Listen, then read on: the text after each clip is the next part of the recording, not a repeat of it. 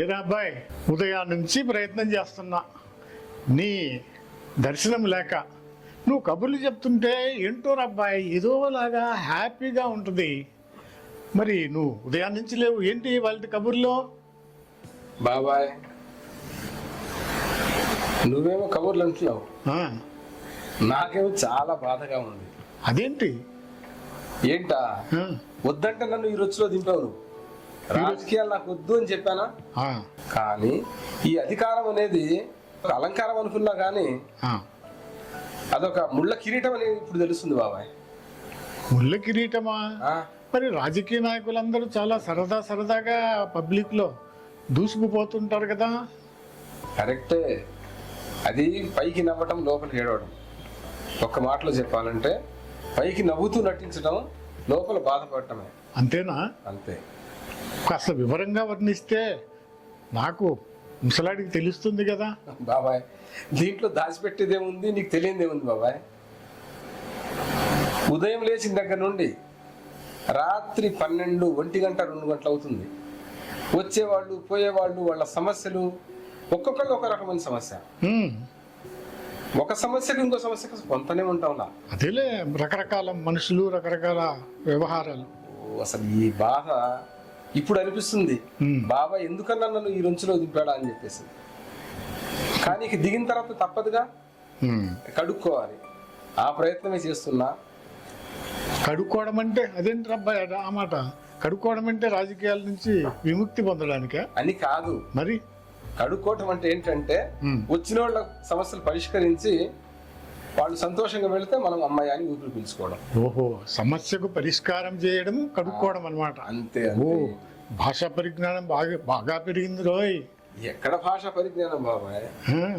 టయానికి తిండుంటం లేదు, కంటిన్యూ నిద్ర ఉండటం లేదు. ఆ మాట వాస్తవమే, ఆ మాట వాస్తవం. ఉదయం 5, 5:30కు లేస్తున్నా బాబాయ్. లేచిన దగ్గర నుంచి వచ్చేవాళ్ళు పోయేవాళ్ళు ఏ ఒక్కళ్ళతో మాట్లాడకున్నా వాళ్ళు నొచ్చుకుంటారు. ఏ ఒక్కళ్ళని కాదన్నా మళ్ళీ వాళ్ళు బాధపడతారు.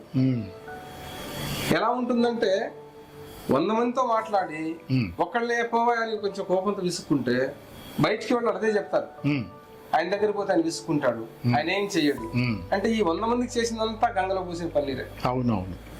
కానీ పొద్దున 5 గంటలకు లేచి పబ్లిక్తో మాట్లాడడం ఇవన్నీ అని అంటున్నావు కదా. అంతకుముందు గుర్తుందా అబ్బాయి, 10 గంటల దాకా లేచేవాడివి కాదు. 10 గంటల దాకా. అదే కదా బాబాయ్ నేను చెప్పేది. నన్ను అనవసరంగా ఈ రుచిలో దింపా ఉంటుంది. అదే కదా రుచి అంటే మంచిదే కదా. పొద్దున్నే 5:30, 6 గంటలకు లేవడము, పబ్లిక్తో మాట్లాడడము, వాళ్ళ సమస్యలు పరిష్కరించడము మంచిదే కదా బాబాయ్. సుఖంగా ఉన్న ప్రాణానికి ఏదో కష్టాలు తెచ్చుకున్నట్టుంది, కానీ నాకు ఏమాత్రం సంతోషంగా లేదు బాబాయ్. సరే అనేకం ఉంటాయి, కానీ మరి ఏంటి ఆ సమస్యలు ఏం పరిష్కరించావు ఇవాళ? అంటే నిన్న రాత్రి ఒక ఇన్సిడెంట్ చెప్తాను. మన కాలనీలోనే నాగేశ్వరరావు అనే అతను ఉన్నాడు. ఏదో ఒక ప్రైవేట్ కంపెనీలో పనిచేసుకున్నాడు, రిటైర్ అయ్యాడు. అవునవునులే, తెలుసులే నాకు. ఆయనకి 2 అబ్బాయిలు ఉన్నారు. వాళ్ళకి పెళ్లిళ్ళు చేశాడు, మనవరాళ్ళు అయ్యారు. వాళ్ళు చిన్న అంటే పెళ్లిళ్ళు దాదాపు ఒక్కొక్కళ్ళకు. ఒక పెద్ద అబ్బాయికి ఏమో 6 years అవుతుంది, చిన్న అబ్బాయికి 2 years అవుతుంది. ఇద్దరికి పిల్లలు ఉన్నారు. ఓకే. ఆ నాగేశ్వరరావుకి రిటైర్ అయితే పెన్షన్ దాదాపు 1000-1200 ఎంతో వస్తుందంట. అంతే. అవునులే, ప్రైవేట్ జాబ్ కదా. ప్రైవేట్ జాబ్, అది గవర్నమెంట్ జాబ్ కాదు. అవునులే. అయితే ఆ రిటైర్మెంట్ తో వచ్చిన డబ్బులతో ఏం చేశాడంటే, చిన్న ఇల్లుంటే దాన్ని బాగు చేసి ఇంకొక ఫ్లోర్ వేశాడు. అంటే 2 కొడుకులకు సరిపడనా? 2 కొడుకులకు సరిపడాని కాదు, ఏదో కొంచెం అద్దె వస్తే కుటుంబం గడిచిద్ది అనే ఉద్దేశంతో అవునులే వేసి పైన ఒక చిన్న పెంట్ హౌస్ లాంటిది కూడా వేశాడు. ఇప్పుడు దాదాపు అతనికి ఒక 20,000 రూపాయలు అద్దె వస్తుంది. అతను ఉండగా 20,000 రూపాయలు అద్దె వస్తుంది.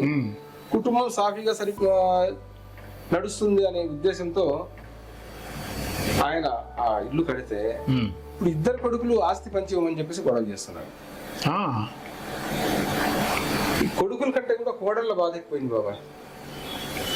విడిపోదాం ఆస్తి పంచుకొని పోదామని. ఆ కోడళ్ళు సరే ఏదన్నా చదువు లేని వాళ్ళు అంటే కాదు.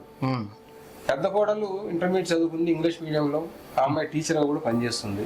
ప్రైవేట్ టీచర్గా. ప్రైవేట్ టీచర్ గా. ఆ పెద్ద అబ్బాయి కూడా ఏదో కంపెనీలో పనిచేస్తున్నాడు. అతను ఒక 15,000, ఈ అమ్మాయి ఒక 15,000, 30,000తో సంసారం నడుపుతున్నారు. వాళ్ళ వరకు వాళ్ళు బాగానే ఉన్నారు. చిన్న కొడుకు వాడు డిగ్రీ చదివాడు, వాడికేమో ఎంటెక్ చదివిన అమ్మాయికి పెళ్లి చేశారు. ఓ, బాగా చదువుకుందే కానీ ఆ అమ్మాయికి మాత్రం ఆలోచన లేదు. ఎంతసేపు డబ్బు డబ్బు, ఆస్తి ఆస్తి ఆస్తి, ఇదే కూడా. అందుకే పెద్దలు ఏమన్నారంటే వియ్యానికైనా కయ్యానికైనా సరిబుజ్జి ఉండాలని. మరి వీడు చదివింది డిగ్రీ, మరి ఎంటెక్ చేసిన అమ్మాయిని పెళ్లి చేసుకోవడం, బాగా ఆస్తిపరులు వీళ్ళు అంతంత మాత్రం. అదే వియ్యానికైనా కయ్యానికైనా సరిజోడి కావాలన్నది అదే అబ్బాయి. కరెక్టే. ఇప్పుడు సమస్య ఏంటంటే ఎంకి పెళ్లి సుబ్బు చావుకు వచ్చింది అన్నట్టు వీళ్ళిద్దరు కొడుకులు కలిసి తల్లిదండ్రులు ఏడిపిస్తున్నారు. అబ్బా, ఏ విధంగా? ఆస్తి పంచివ్వమని చెప్పేసి. వీళ్ళిద్దరికి ఆస్తి పంచిస్తే మరి తల్లిదండ్రులు ఎక్కడ ఉండాలి, వాళ్ళకి అన్నం ఎవరు పెట్టాలి? ఆస్తి పంచుకోవడానికి ఒక ఇల్లు ఉంది అంతే. ఆ ఇల్లే ఉన్నదేమో అంటున్నారు. ఇద్దరికి రెండు, ఒక ఫ్లోర్ ఒకళ్ళకి, ఒక ఫ్లోర్ ఒకళ్ళు ఇచ్చారనుకో, మరి తల్లిదండ్రులు ఎక్కడ ఉండాలి?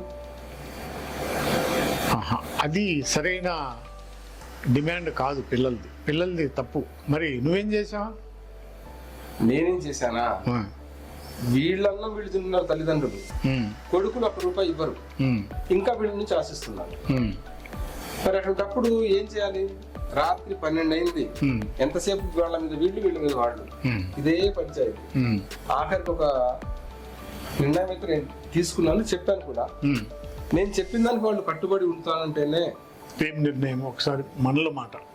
నేను చెప్పిన నిర్ణయానికి వాళ్ళు కట్టుబడి ఉంటామంటేనే నేను నిర్ణయం చెప్తానన్నా. మళ్ళా మరోసారి నన్ను పంచాయతీకి పిలవద్దని కూడా చెప్పాను. మంచి మాట. దానికి వాళ్ళు పెద్దవాళ్ళు ఒప్పుకున్నారు, ఈ మగ పిల్లలు ఒప్పుకున్నారు, వాళ్ళ భార్యలు ఒప్పుకున్నారు. Very good. నేను చెప్పింది ఏంటయ్యా అంటే, ప్రస్తుతం వాళ్ళు ఇంట్లో ఉంటున్నారు, చిన్న కొడుకు పెద్ద కొడుకు ఇంట్లోనే ఉంటున్నారు, అంతా ఉమ్మడిగా ఉంటున్నారు. అంటే ఎవరి వంటలు వాళ్ళు చేసుకుంటున్నారు, కానీ ఒకే ఇంట్లో ఉంటున్నారు. వాళ్ళు అక్కడ ఉండడం వల్ల తల్లిదండ్రులు గూడు ఒకటే, కూడు వేరు వేరు. కానీ వాళ్ళు అక్కడ ఉంటున్నారనే గాని ఈ తల్లిదండ్రులు వాళ్ళకి దాదాపు 70 ఏళ్ల వయసు ఉంది. తండ్రికి 70 ఏళ్ళు ఉంది, తల్లికి దాదాపు 65-60 సంవత్సరాలు ఉంది. సహజమే కదా. ప్రతిరోజు వాళ్ళు 7 రోజు లేదు బాబా. ఏ రకంగా ఏడిపిస్తున్నారంటే కనీసం పద్ధతి బాధపడుతుంది. వాళ్ళు కనీసం పిల్లలు కూడా వాళ్ళతో మాట్లాడడానికి వీల్లేదు. మనవడు మనవరాళ్ళు కూడా అబ్బా ఎంత పనిష్మెంట్ అది. వాళ్ళతో మాట్లాడడానికి వీల్లేదు. వాళ్ళు పిలిచి ఇలా రారా అంటే మా అమ్మోళ్ళు మాట్లాడొద్దు అన్నారు అని చెప్తున్నారు పిల్లలు స్పష్టంగా. వాళ్ళెంత పుడతలు 5 సంవత్సరాలు 6 సంవత్సరాల వయసు ఉన్నారు.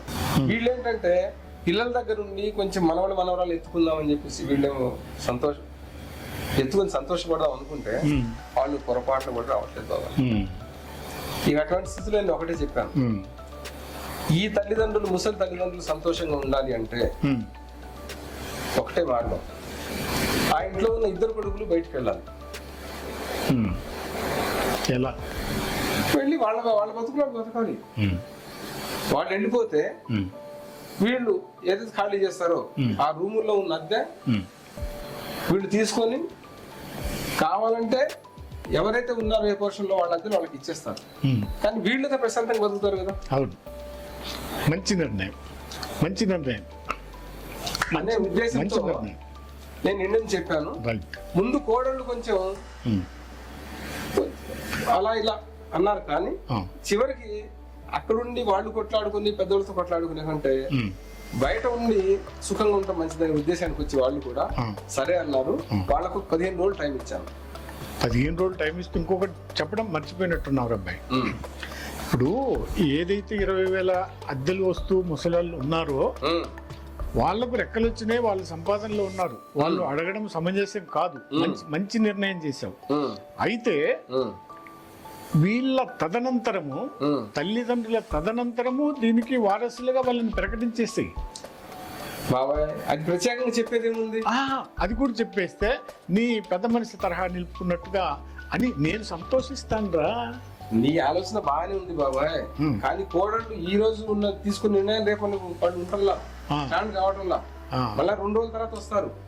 వచ్చి ఒకసారి ఇక్కడ వస్తారా, మా ఇంటికి రండి, కొంచెం మా వాళ్ళకి చెప్పండి, ఈ రకంగా మొదలు పెడుతున్నారు. అందువల్ల ఏంటంటే పేపర్ మీద రాసుకోవాలి. ఏమున్నా కూడా మనసులో ఉండాలి బాబాయ్. అంతేగాని మనసులో ఏదో ఉంచుకొని బయటకు నటిస్తే లాభం లేదు. అందు గురించి ఆ ఇంట్లో వాళ్ళు ఉంటే వీళ్ళ పెద్దవాళ్లకు సుఖం అనేది ఉండదనే ఉద్దేశంతో ఇద్దరిని ఖాళీ చేయమన్నాను. 15 రోజులుగా ఇద్దరు ఖాళీ చేసి వెళ్ళిపోవాలి. మంచి పరిష్కారం చేశావు, మంచి పరిష్కారం.